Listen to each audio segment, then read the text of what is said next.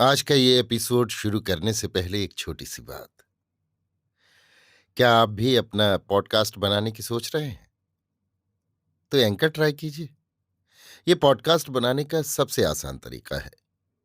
Number एक, ये free है।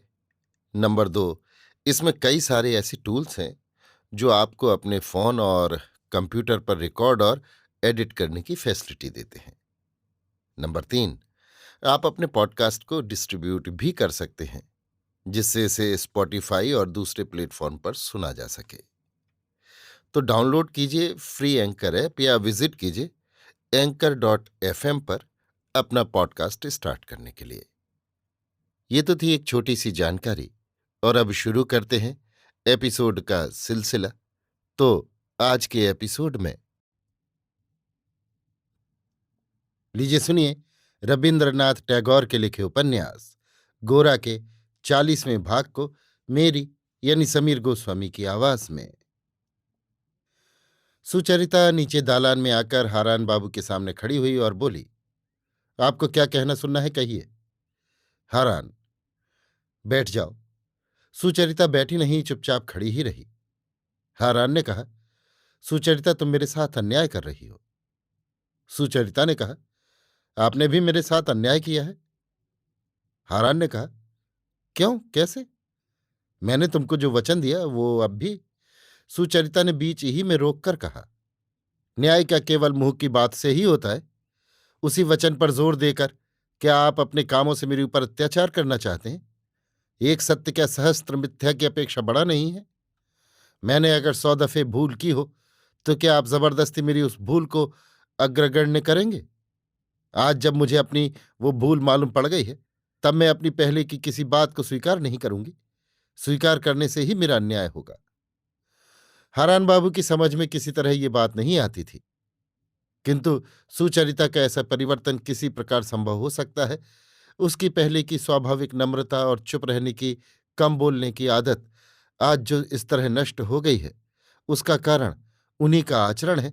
अनुमान करने की शक्ति और विनय का भाव उनमें नहीं था।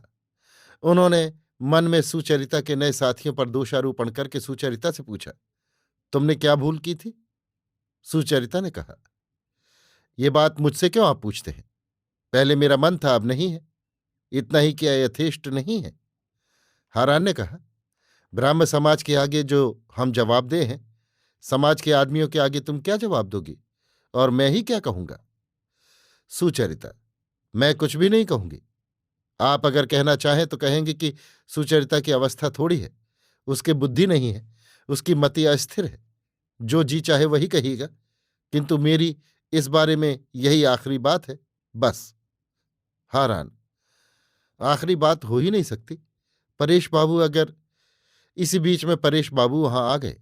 उन्होंने कहा, क्या हारान बाबू, मेरी क्या बात आप कह रहे हैं?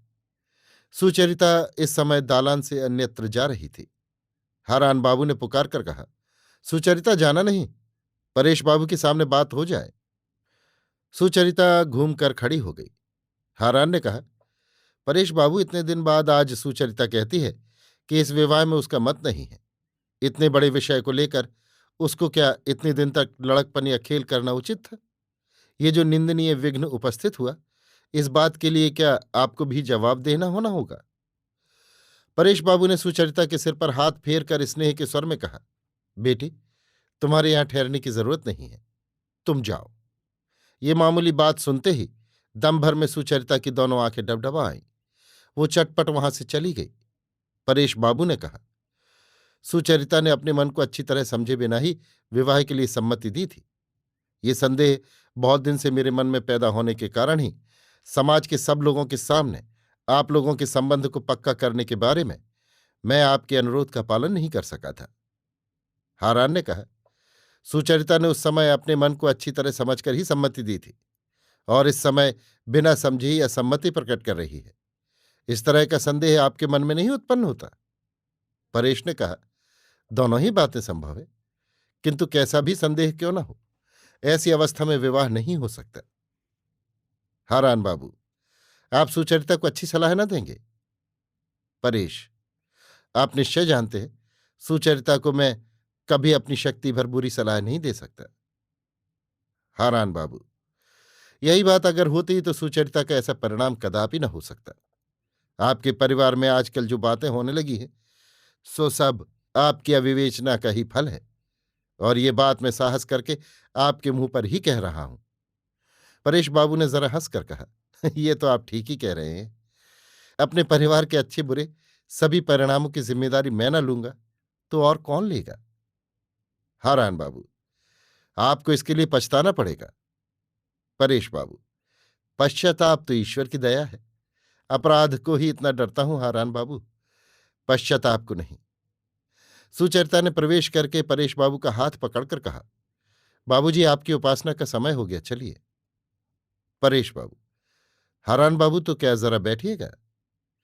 हारान बाबू केवल ना कहकर तेजी के साथ चले गए।